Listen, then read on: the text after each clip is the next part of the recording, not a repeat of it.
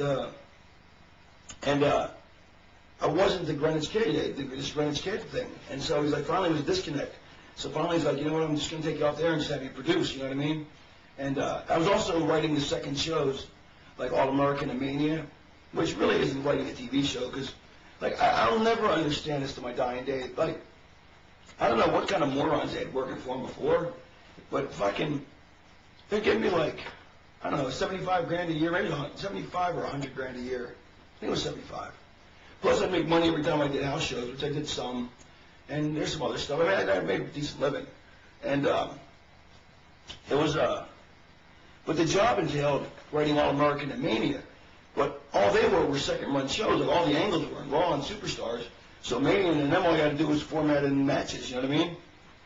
And so they're like they thought this was like a 60, 70-hour-a-week job. It's like, fucking took like 5 minutes for me. And I just, all right, this match here, and Bruce would come look at it. Well, but I'd actually learned a few things. Like Bruce would be like, you know, you can't put fucking this kind of angle with this kind because, you know, right, same thing. And like there is actually a logic to formatting a show, which he taught me. But once he taught me, it was like fucking cake. You know what I mean? So and then I came up with this, because I like watching old matches. I came up with this nostalgia idea. On All American, we put a nostalgia match on each week, where you get to see like the classics. The library was great.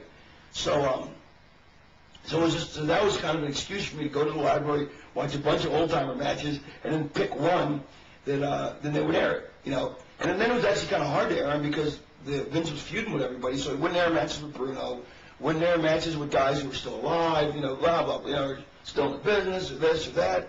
So, it was, you know, so it was hard to find guys. We did find this one good, I think it was George Animal Steel Bob Backlund match or something.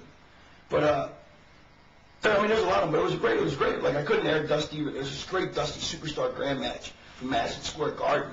Couldn't air that because Dusty worked for the other guys, you know what I mean? So, but I got to watch them all, so it was great. But, I mean, I think I figured it out one day. The hardest week I ever worked was like 16 hours, and they thought I was putting 60 hours a week in every week. And like I'd wake up about 10 o'clock, and I'd call the office and go, hey, look, I'm going to be at the studio all day doing work. And I'd call the studio and say, look, I'm going to be at the office all day doing work. And nobody, and I was just staying, we'd go back to bed till like 2, 3 o'clock. Wake up, fucking have a couple beers and fucking do something, go to the gym, I don't know. So you weren't really in Vince's inner circle there where he really pushed everybody like that? Absolutely not. They never would have let me. The whole idea was to groom me for that. I was being groomed for that, but I never would have got in there. I didn't get along with Bruce and Pat, you know. Pat Patterson. Yeah, we didn't get along back then. I mean, we get along now, but I mean, there's no way I was getting in that inner circle. You know, it just wouldn't have happened. Yeah. It's a very, I mean, whatever. I'd rather not go into any more detail than that, but I wouldn't have gotten there. Yeah. But I also wouldn't have enjoyed it either. Like, no, everybody keeps thinking I want to write. I have no interest in writing. I love coming up with storyline ideas, whether it's for me or somebody else. I love going to Russo, hey, I got this great idea. What about this? But I don't want to actually do it as my job. You know what I mean? Yeah. It's fun because everybody likes playing armchair quarterback. I happen to be very good at it, but I don't enjoy doing it as a job because it's a job. Yep. Now, you were becoming pretty good friends with Shane McMahon back then. What was very close friends. Yeah. Very close friends. We used to go out every night. I mean, I'm sure that's what got me heat with Vince. Because every night, like, I'd been Shane out till 4 in the morning, you know, out drunk. How old was Shane at this time? Was that? How old was Shane at this time? I don't know, early 20s probably. Yeah. And, you know, here's the fucking thing. The boys are just such pieces of shit sometimes. All the boys are like, oh, you're sucking his ass, you're kissing Shane McMahon's ass, hanging out with him all the time. I'm thinking, I'm burying myself, if anything. I go out with the guy all the time. Fucking his dad hates me because I'm bringing his son home at 4 in the morning, you know? And like, I used to call him Vince Vic on the air, you know, because I always like, I started doing that in Portland. I'd always call a commentator by the wrong name when I was commentating. So I just called Don Cos, Dave, or Betty, or just anything to fucking make myself laugh. And, so I just called Vince Vic. And Shane would actually call his dad Vic. You know, I mean, so of course I had major heat. You know what I mean? And I used to tell Shane, I go, you know, I got to stop hanging out with you. Oh, you're not going to have heat. Don't worry about it. You know, and then once I left, we really, the friendship kind of just, but that's how this business is. You know what I mean?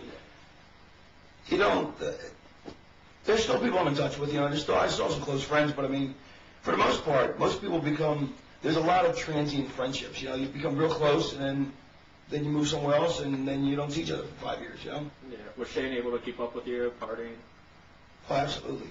Oh, Shane definitely, he would definitely be a winner in the I have the biggest dick contest, you know? Like, and I don't mean that literally, I mean it figuratively. Like, you know, the guy who can drink the most, the guy who can stay up the most, the guy who can hang, you know. I mean, it's you know, it's a total guy thing, you know, who can pick the most women up, you know. I mean, not now, he's married and all that, but Shane was a stud, you know, he's a stud, I'm sure. You know, I'm sure he still is, you know. But, you know, but I can jump I mean, you see him on TV, the motherfucker, he's fearless. That fucking jump off that fucking scaffold, or whatever the fuck he did, Yeah. I wouldn't do it. You know, there's no way. But Shane's a tough motherfucker. Yeah. Did your friendship renew with him at all when he went back to WWF? Nah, you know, I didn't. Okay. Then, I don't know. I think he grew as a person. I grew as a person, and I don't know. I mean, I also think, unfortunately for this business, a lot of it also depends on where you are. Like, I don't know. I honestly, I don't know. I was a little sad that it didn't, but you know, it didn't. So whatever. did you notice that he was like really changed over the years when you went No, back? he just didn't seem to have the time for me that he used to. Which is cool. I mean, people just become, you know. I really didn't notice he was a different person, but I was really kind of saddened at the fact that I really thought our friendship would renew, and it didn't. Yeah. Okay. What led to you leaving WWF? They took me off the air as a character. They had me strictly behind the scenes, and I was like, yeah, that's it. And the only reason I stayed as long as I did was because I was still on camera, but I didn't get in this. And all the boys were like, what are you, stupid? You're giving up I think I was making $100,000 a year. Yeah. What are you giving up $100,000 a year to go, you know, $100,000 plus because there was the health care and all the other benefits plus working house shows, and royalty checks. But, because I don't think I made that much of them at the time.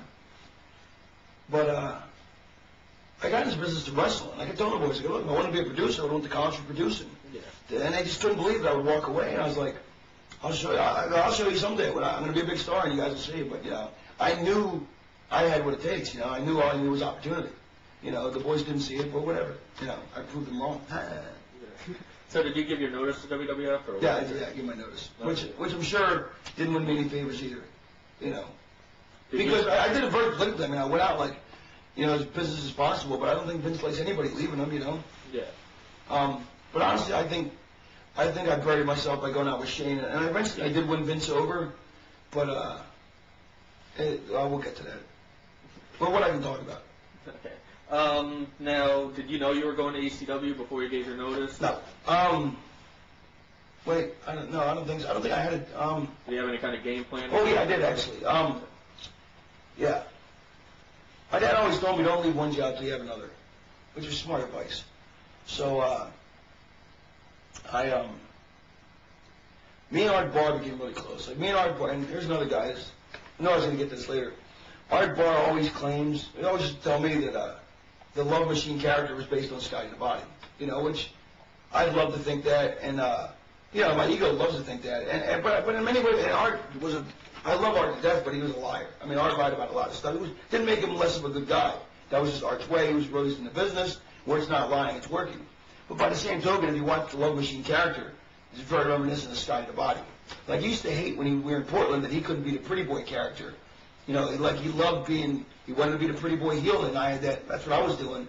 You know, and he loved that, you know, the jean jackets and all that kind of stuff. He loved that shit, you know.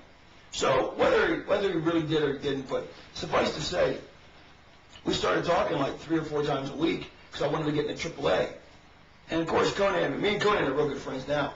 But Conan's version of the events are completely different, but you'll see why in a minute.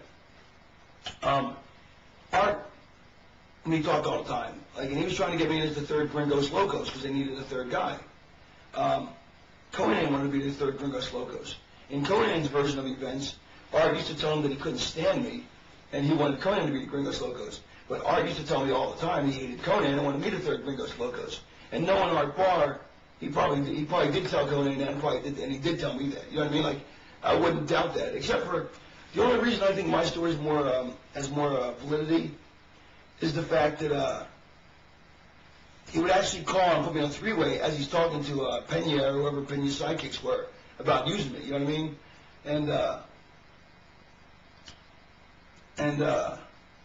Yeah, so anyway, whatever. I mean, either way, I mean, I can totally see Archie saying the same thing to him.